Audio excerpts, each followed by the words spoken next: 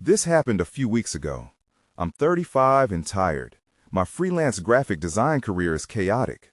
I thought a trip to my childhood friend's family cabin would help me recharge.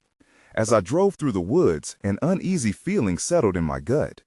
When I arrived, the cabin looked just like I remembered. It stood surrounded by towering pines. I heard familiar animal calls echoing through the trees. It filled me with nostalgia, but the treehouse nearby felt different. It was hidden among the branches and looked abandoned. I brushed it off, thinking maybe my memories were too warm.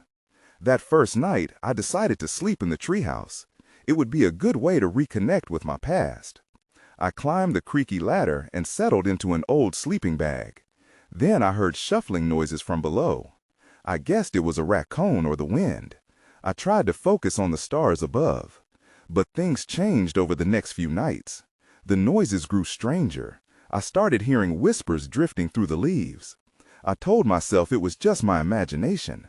Still, I felt uneasy. Those carefree summers with my friends seemed so distant now. The treehouse felt like it was hiding something dark. One evening, I sat on the edge of the treehouse. The wind rustled through the branches. I saw shadows darting between the trees. My heart raced. Was it all in my head? I remembered wanting to feel like a kid again, but now I felt foolish. Each night grew darker. I couldn't shake the feeling of being watched. I tried to brush it off, but the treehouse creaked like it was alive. A wave of doubt washed over me. Maybe it wasn't my memory playing tricks. Maybe there really was something wrong with this place.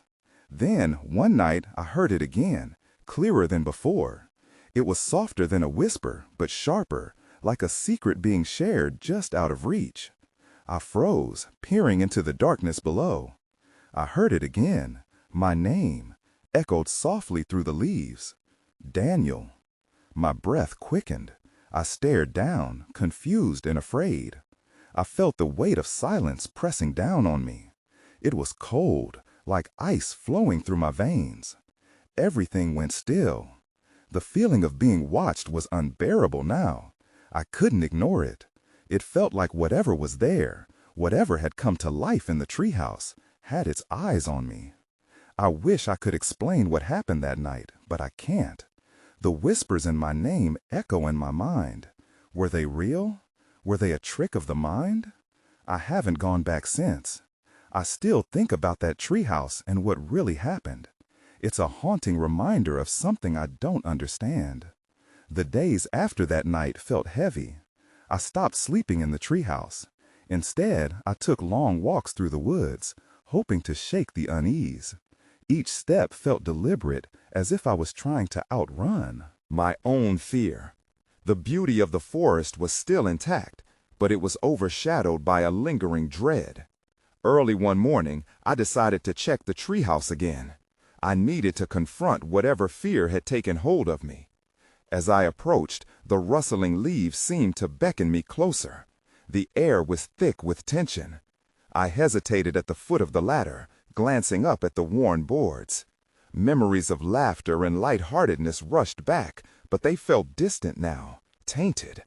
Taking a deep breath, I climbed up. The wood creaked beneath my weight. Inside, everything looked unchanged.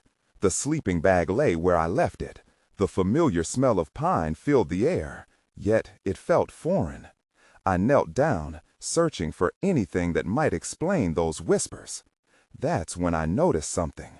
On the floor, half buried under dust, was a small wooden box. I didn't remember seeing it before.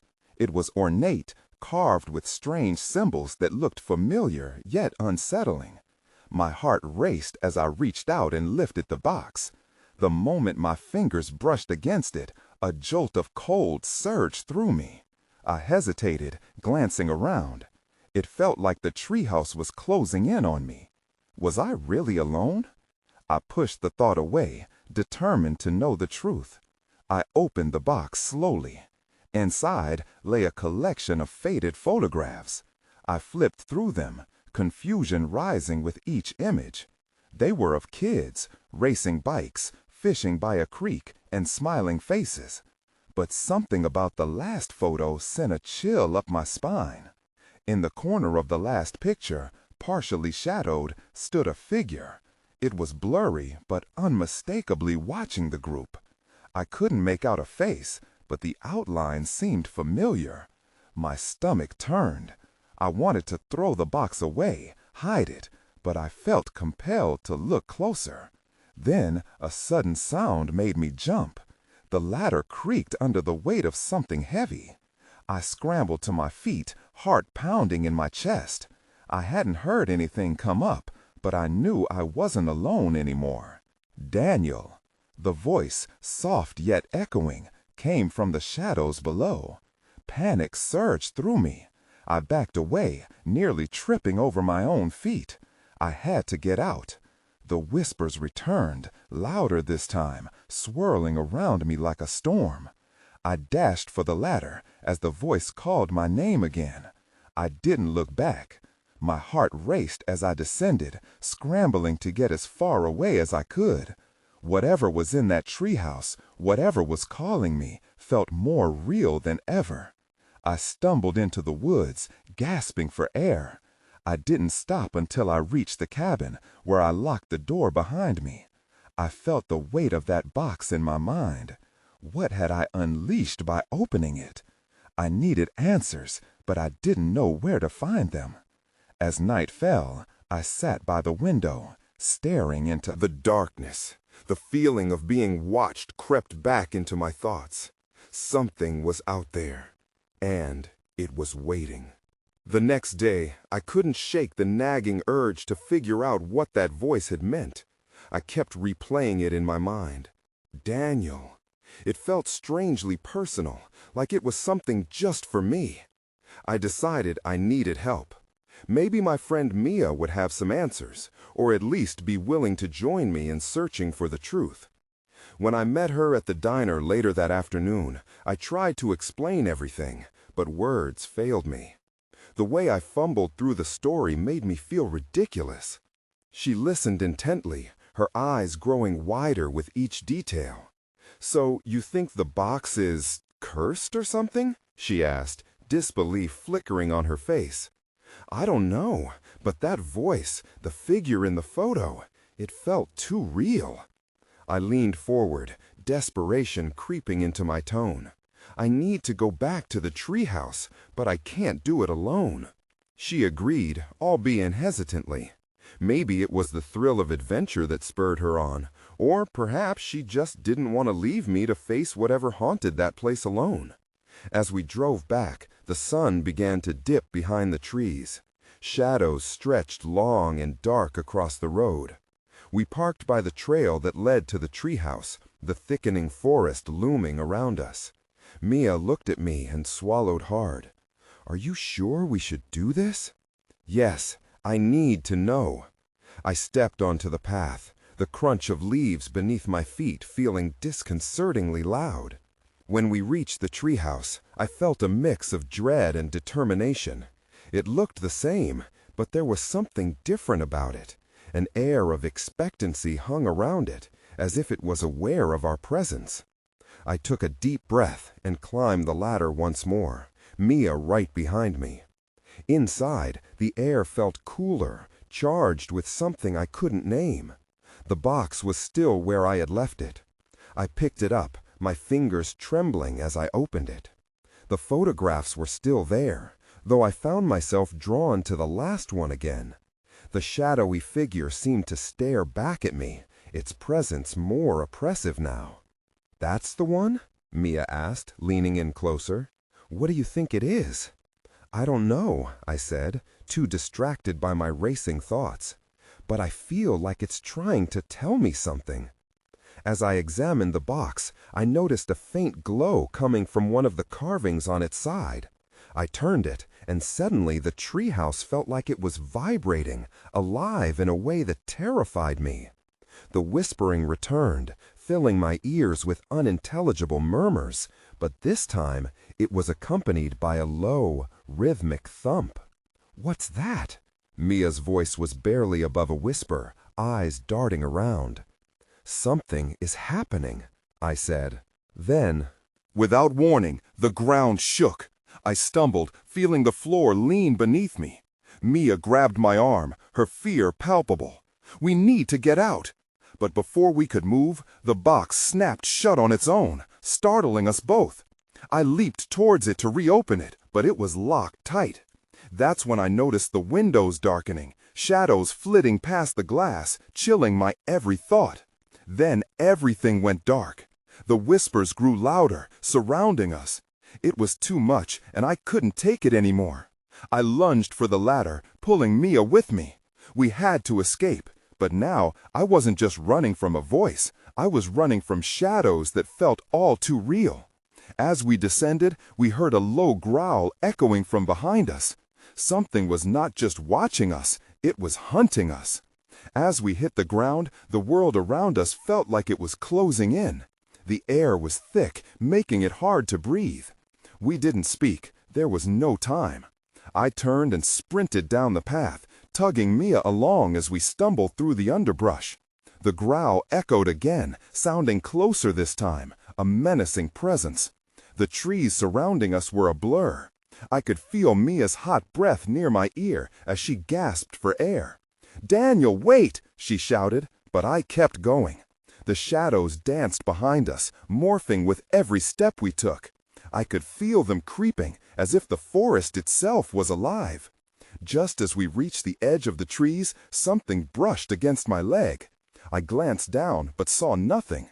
My heart racing, I forced myself to focus on the path ahead. "We can't stop!" I yelled, pushing us onward. After what felt like an eternity, we broke free into the clearing where our car was parked. I fumbled for my keys, my hands shaking. "Get in the car!" I shouted. The growling grew louder, a deep rumble that sent chills down my spine. Mia jumped in as I scrambled to unlock the door. My fingers slipped on the keys. I cursed under my breath and finally got the door open. I dove in, slamming the door behind us and locking it. For a moment, we sat there in silence, breathing hard, trying to process what had just happened. I turned the key and the engine sputtered to life. "Go! Go!" Mia cried, her eyes wide with panic. I pressed the gas and we shot out onto the road, leaving the treehouse and whatever that was behind us. But I couldn't shake the feeling that it wasn't finished with us. As we drove, I glanced at Mia. "Did you see anything?" She shook her head, her voice trembling. "No, but I felt it. Whatever that was, it was real." My thoughts raced. I had to know more.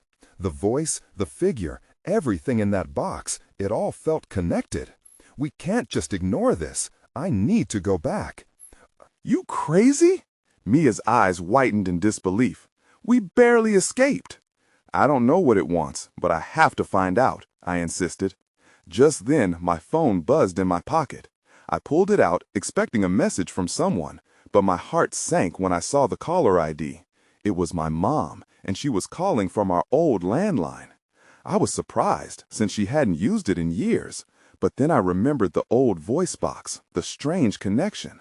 As I flipped the phone open, a distorted voice came through the static, much like the whispers we had heard.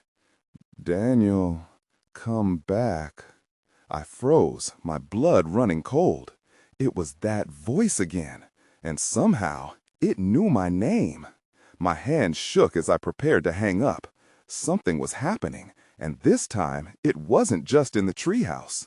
Before I could react, the lights on the dashboard flickered, the engine sputtered. Fear clawed at my throat. "Mia, something's wrong." And then, out of the corner of my eye, I saw something in the rearview mirror. Shadows forming, and they were right behind us. The shadows grew larger as I gripped the steering wheel tighter. "Mia, I think something is following us," I shouted, panic rising in my throat. The road ahead blurred in my vision as I focused on the rearview mirror, and what I saw sent chills down my spine. Dark shapes, like twisted figures, were closing in fast. "Go faster," Mia urged, her voice strained. "They're not far behind." I pressed down harder on the gas. The engine roared, but it felt sluggish, as if the weight of the shadows was pulling us back. I could hear the growling again, louder this time, rumbling like thunder echoing in the hills. Each turn I took felt futile as I raced along the road, every instinct screaming to escape.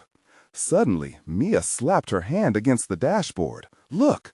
I glanced at her, then back at the rearview mirror. One of the shadows emerged from the dark like a wraith, its shape shifting in a way that didn't seem possible. It wasn't just behind us, it was above us, hovering, watching. My heart raced faster. "Daniel!" Mia shouted again, her eyes wide with terror. "We can't let it catch us. We have to find somewhere safe." But where? There was nothing but dense forest on either side of the road, the trees looming like giants. I needed a plan. Then I remembered the old gas station we'd passed a few miles back. Maybe we could hide inside. I turned the wheel, swerving sharply. Mia gripped the armrest. "Are you sure about this?" "We don't have many options," I snapped, making the turn. The tire squealed as I barreled down the dirt road leading to the dilapidated station. The place looked abandoned, overgrown with weeds, but I hoped it would be enough. As I pulled into the lot, the engine sputtered and stalled.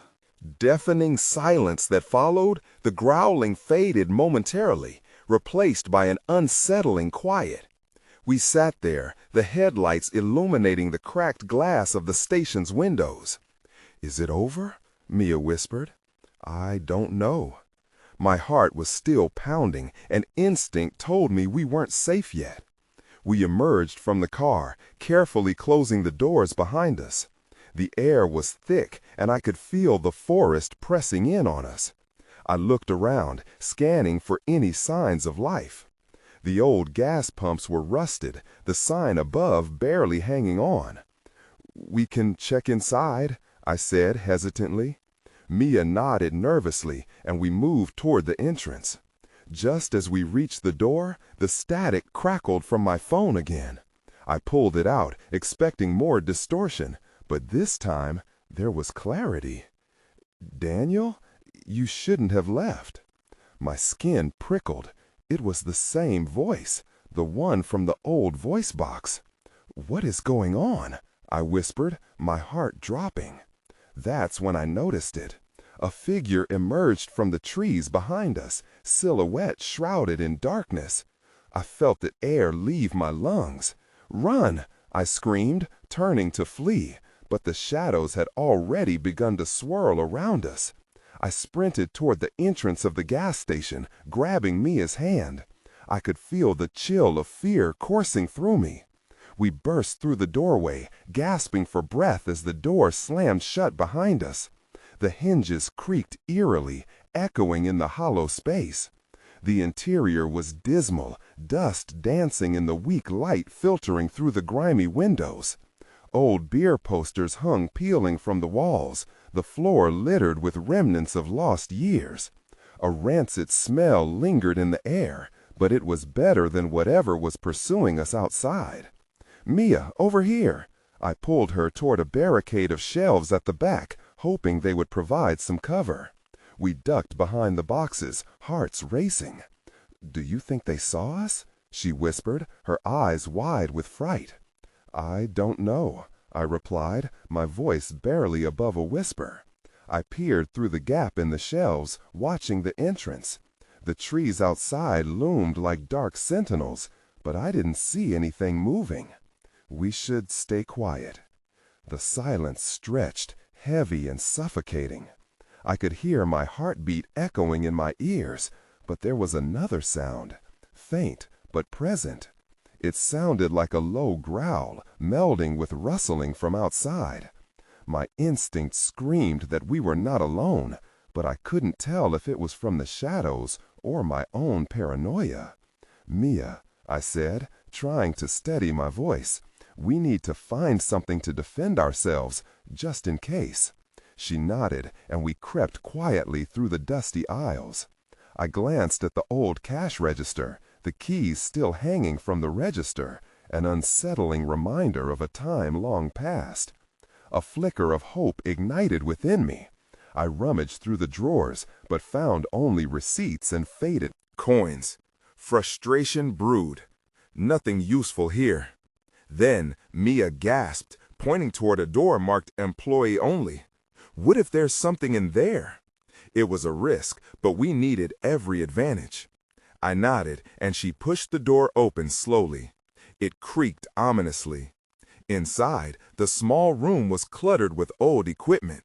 A rusty crowbar, boxes of tools, and a few ancient mops. I grabbed the crowbar, its weight comforting in my hand. "Let's go back," I said. But the moment I took a step, a loud crash came from outside, followed by more growling. I turned wide-eyed to Mia. What was that? We rushed back to our hiding spot. Peering through the gaps, I could see movement outside. The shadowy figures were now gathering, swirling closer, their forms shifting grotesquely in the dark. "That's them," Mia breathed, fear creeping into her voice. "They're waiting." I couldn't shake the feeling that they knew we were here. It was like they were relishing our panic. "What do we do?" she whispered. In answer, I glanced again at the door. If we could make it to the car, we might be able to drive away. But the thought of confronting those creatures sent a chill down my spine. Just then, another voice crackled through my phone.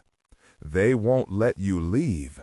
Suddenly, the lights began to flicker, illuminating the room in strobe-like bursts. Everything felt surreal, and just as quickly as it began, everything went dark. My mind raced, and my stomach dropped as I realized we had lost our way out amid the chaos. "Daniel, what's happening?" Mia cried, panic edging her words. I reached for her hand, and in the inky blackness, I felt the weight of unseen eyes shifting around us. Then, out of the silence, a sickening laugh echoed. It was deep and low, reverberating against the walls, and I knew, as surely as I stood there, that we were not alone. The laugh faded into a sinister silence, but I could still feel the air around us thickening. My heart raced in my chest as I strained to hear any hint of movement. "Mia, we need to find the door," I whispered, the dark enveloping us like a living thing. We slowly backed away from our hiding place, my grip tightening on the crowbar. Each tiny sound seemed amplified. The light scuff of our shoes against the dusty floor, the quickening rhythm of our breaths. My mind was racing. How did they know we were here? Could they smell us? Could they hear our hearts pounding away? Then a sudden scraping noise came from behind me, breaking the stillness like glass shattering. I whipped around, trying to peer through the crushing darkness. "What was that?" Mia's voice trembled. I couldn't answer. Something metallic rattled again, and then I spotted a faint glimmer. A sliver of light peeking through a crack in the wall. I pointed, and we crept toward it, cautiously. The moment we reached the light, I realized it was coming from a small window, partially boarded up. I could barely make out the shapes of the trees outside, their branches clawing at the glass. "If we can just break this," I muttered, lifting the crowbar. But before I could strike, the growling outside intensified, a low rumble that felt like it was vibrating through the very ground beneath us. Mia clutched my arm. "Daniel!" "Shh!" I hissed, focusing on the sounds. They were moving closer, darting in and out of the shadows. I could see their forms now, twisting like shadows come to life. Panic gripped me again. We had to act fast. Just then, another sound rose above the growl, a scratching like claws scraping against metal. It came from the other side of the room, cutting through my thoughts like a blade. My blood ran cold. "We need to get out now," I said, urgency pressing against me like a physical force. I smashed the crowbar into the window. Glass shattered, sending sharp shards raining down. The light poured in, illuminating the room just enough to reveal the creature's twisted features. Long limbs and eyes that glowed in the dark, reflecting the little light available like a predator in the night. "Mia, now!" I yelled. We scrambled toward the window, but as I started to climb through, something big slammed into the door behind us. The shelf rattled, and I stumbled backward, barely catching myself. I turned to see the door shuddering violently, about to give way. Then, everything fell silent. The growls had stopped, but that didn't offer me any comfort. I could feel the weight of their gaze pressing upon us through the squint of uncertainty in the darkness. I looked back at Mia, trying to encourage her. "We can make it," I said, but doubt edged my voice. Then I heard it, a soft whisper coming from the dark corner of the room. "Help me." I froze. The voice was human, but eerily broken, as though it were pleading from another world. I dared not take my eyes off the corner. The light from the window flickered ominously, casting shadows that danced in rhythm with my pounding heart. "Daniel, we have to go," Mia urged, pulling at my sleeve. But I felt drawn to the voice. Who was it? What did it want? It was the only thing that felt different among the chaos swirling outside. "Help me," it repeated, more insistent. Mia's grip on my arm tightened, anchoring me back to the present. I looked at her and saw true fear etched across her face. "Forget it," I said, shaking my head. "We leave now." With that, I hoisted myself through the window, adrenaline surging. But as I turned to help Mia, something massive slammed into the door again, a violent thud that echoed in the hollow room. We had to act. But outside, I felt the shadows shift. A new threat loomed, just out of sight, waiting for us to make our next move. We had escaped. The gas station. But had we really left? I could feel something cold creeping up my spine as I stepped into the night. The moment I hit the ground outside, I felt the sharp chill of night air wrap around me. Mia clambered through the window, landing beside me.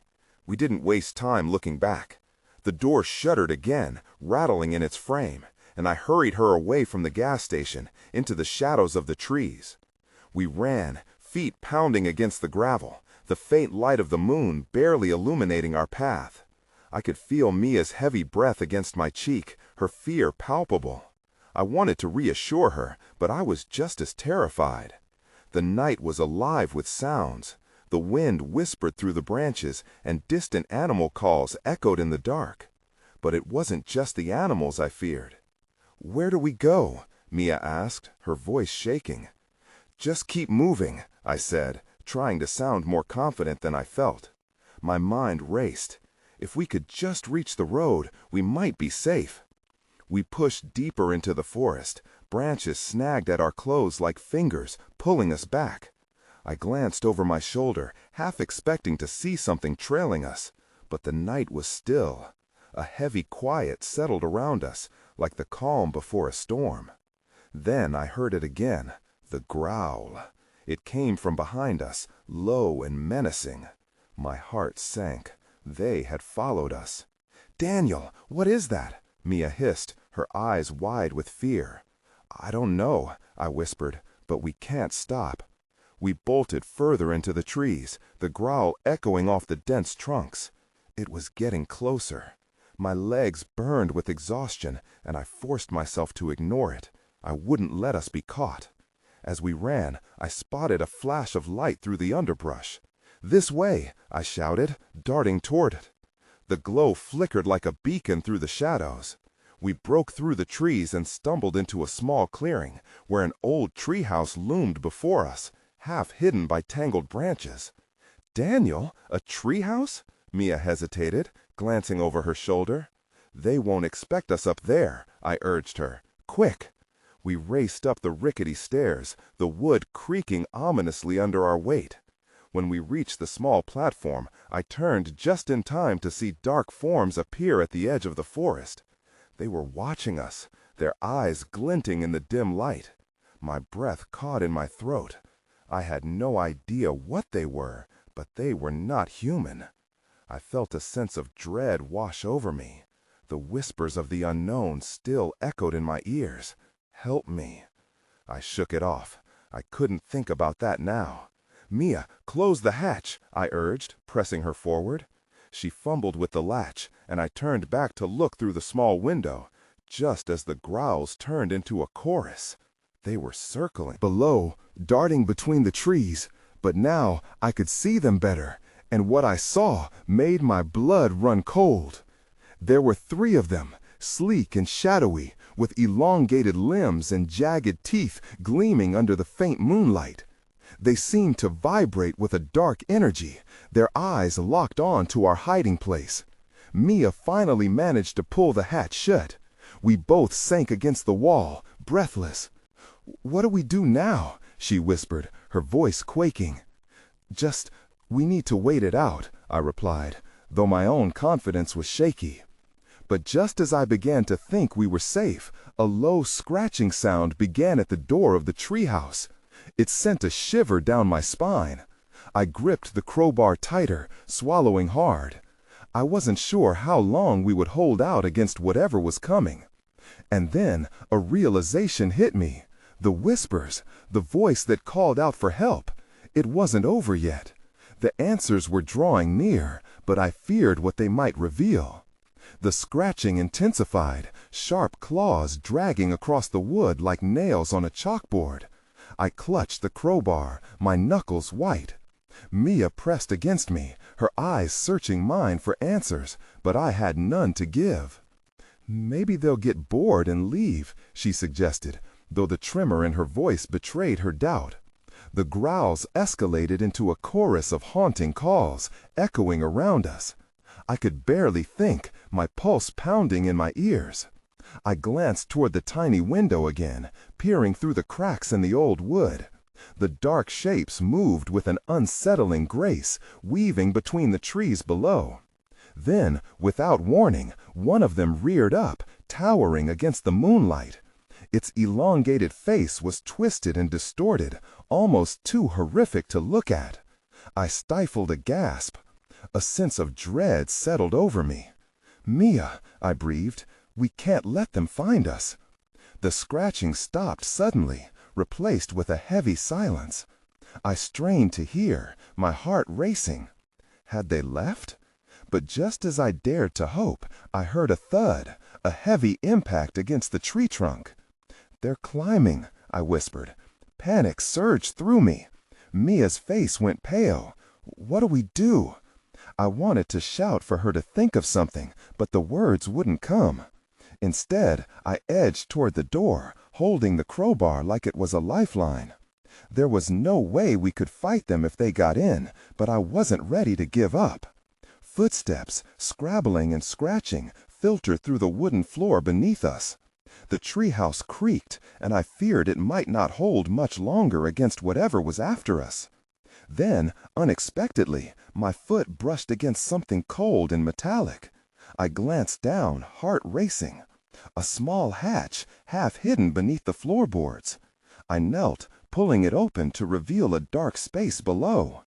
"Mia," I called, urgency gripping my throat. "There's a way down. We can hide below." Her eyes darted between the door and the hatch, fear and uncertainty written across her face. "What if they see us? We can't stay here," I insisted. The footsteps grew louder, nearer. I could feel the vibrations of their weight on the wooden beams. "Okay," Mia finally agreed, her voice barely above a whisper. We scrambled down into the hidden compartment, the darkness closing in around us. It was cramped and musty, and the smell of damp wood filled my lungs. We squeezed ourselves in tightly, hoping the shadows would cloak us. The world felt quieter now, but dread settled heavily in my gut. Seconds turned into minutes. Just as I began to hope we might escape, a cracking sound echoed from above. The hatch we had just closed was shoved open with a force that made the whole structure tremble. Suddenly, a shadow fell over us. I held my breath, straining to see what loomed above. Just a few inches away, a glint of something sharp caught the faint light. Jagged teeth, inches from my face. Then, everything went dark. The noises above were suddenly muffled, like everything had been swallowed by the night. I pulled Mia closer, whispering her name, panic rising as I felt the hollow silence settled around us. Were they gone, or were they simply waiting? It felt like the world held its breath, waiting for something to happen. This was just the beginning, and I was terrified to find out what awaited us next. I remained in the cramped space of the hidden compartment, my heart racing as I felt the weight of unfinished business creeping back into my mind. The chilling silence enveloped us, thick and suffocating. I strained my ears, desperately trying to pick up any sound from above that could indicate our pursuers were still present. Mia's breath felt warm against my skin, yet the anxiety radiating off her was palpable. "Do you think they're gone?" she finally whispered, her voice trembling. "I don't know," I replied, my heart pounding in my chest. "Just stay quiet." After what felt like an eternity, an unsettling sound broke the stillness. A low, guttural whisper slithered from above. My breath caught in my throat, and the cold sweat broke out across my back. The whispers grew louder, weaving together in an unintelligible chorus that sent shivers down my spine. "Help me. Come back." "Daniel," Mia whispered, her voice shaking. She clutched my arm tightly. It felt like the darkness itself was telling us to turn back, to abandon any hope we had left. My thoughts raced. I had opened that box. I had unwittingly stirred something that was best left undisturbed. "Hold on," I said through gritted teeth, trying to steady my fear. We could hide, but for how long? And what if they knew we were here? Just as I pondered the questions, the sounds outside faded. I could feel the presence still lingering just above us, every shadow heavy with potential malevolence. The growling returned, sharper and more pronounced, vibrating through the floorboards where we crouched. "Mia," I began, unsure of how to voice my thoughts. "Maybe we need to confront them." "What?" she almost shouted, fear lacing her words. "Are you out of your mind? We can't just go up there." I softened my voice, trying to convey the urgency without increasing her panic. "We can't stay here forever. Whatever is out there, whatever we let loose, it wants something. It's like it's waiting for us to do something." She was silent for a moment, and when she finally spoke again, her voice was barely a whisper. "What if it wants us to help it?" Those words struck a chord deep within me. It connected to the voice, a plea buried beneath the chaos. My stomach twisted with the implication of something greater lying in wait, something beyond our understanding. But who or what was asking for help? "We can't leave without answers. We have to figure this out," I insisted, my resolve hardening. "If we can't confront it, it'll keep following us. We have to break the cycle." With a deep breath, I nudged Mia. "Ready?" She hesitated, but finally nodded, determination flaring in her eyes. "Let's do this." We crept back toward the hatch, my palms slick with sweat, and slowly pried it open. Light flooded in, illuminating our hidden sanctuary. I could see movements, the shadows still present, lingering just within the threshold of the treehouse. I peered up to find that the figures were not as solid as I had imagined. They flickered like firelight, casting shapes that swayed and morphed. "Mia, one last look," I murmured, preparing myself for the worst. "Then we can decide our next move." I strained to see beyond what was visible, but the silhouettes began to rise, twisting, circling around the hatch we had just emerged from. "Help me!" a voice called out again, this time clearer, almost pleading. I shivered at the familiarity of that voice. It was distressing and eerily inviting. There was a yearning wrapped within it that stirred long-buried memories, unraveling a past connected to the cabin, the treehouse, and the box. I couldn't tell where the voice was coming from, yet I felt inexplicably drawn to it. "It's asking for help," I asserted, barely recognizing my own voice. "Daniel, don't," Mia urged, but I could see it now. The shadows weren't mindless hunters, but tormented souls, their forms elongated and crumpled, swaying in sorrow. "Maybe if we reach out." I stepped closer, not entirely understanding what I was doing. "What do you need from us? We can help you." It was then that the shadows paused. The collective murmurs subdued, deepening into a contemplative silence, almost welcoming us. Tentative, I reached out, my hand stretching into the void, guided by an otherworldly instinct. In that moment, I felt something brush my fingertips, cold, electric. The air seemed to ripple with energy as the shadow shimmered and coalesced. I glanced back at Mia, her eyes wide with both fear and curiosity. But just as I began to feel a connection. The shadows blustered violently as if agitated.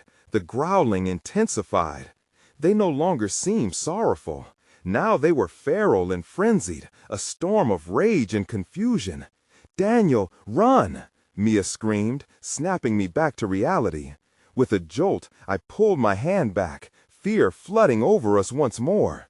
The shadows lunged with an inhuman speed, swirling in a chaotic dance around us. "We have to go!" The urgency in Mia's voice was deafening. We turned swiftly, bolting toward the edge of the treehouse door, scrabbling to avoid the clawing chaos below. If we could just make it down the trunk and into the underbrush. "I'll go first," I shouted, diving through the opening. As I reached the ground, the forest chill hit me, but there was no time to be still. I felt the rush of shadows cascading down from above, losing their uniformity as they grew restless, almost desperate. With adrenaline surging in my veins, I screamed back at Mia, urging her forward. "Hurry!" Mia followed suit, launching herself to the ground beside me, and we took off deeper into the woods. The shadows crashed behind us, their whispers now frantic, as if realizing we were escaping. Branches clawed at our clothes. The eerie glow of the night sky didn't hint at our sanctuary. It was still thick with uncertainty. I could feel their breath surrounding me, the cold brush of their presence lingering like smoke. "Where do we go?" Mia asked, almost breathless. I had no answers. The forest became a blur around us, each heartbeat echoing like a countdown, pressing against our escape. We ran until we could no longer hear the whispers, the growls, or anything besides the sound of our ragged breaths. Exhausted, we stumbled into a small clearing. I paused, painfully aware of the suffocating silence, searching for any trace of what we had just fled. But the shadows had receded, leaving only a lingering weight of memories behind. "What just happened?" Mia asked, leaning against a tree for support. "I don't know," I said softly, breath still rattling in my chest. "But it feels unfinished." The air hung heavy with unspoken uncertainty. Something was still looming, still waiting. The forest felt alive, watching us with unseen eyes. I couldn't shake the feeling that whatever we encountered was likely far from over. "Do you think we'll have to return?" Mia asked, her voice barely audible over the rustling leaves. "Eventually," I replied, the weight of the truth settling between us. "But right now, we need to find a way to break this connection, for good." We stood there in the quiet of the woods, doubt gnawing at my heart. The shadows may have receded for now, but deep inside me, I felt the silence speak. It was only a matter of time before it would call again. We had merely escaped, but the question still lingered. What had we awakened, and what would be asked of us next?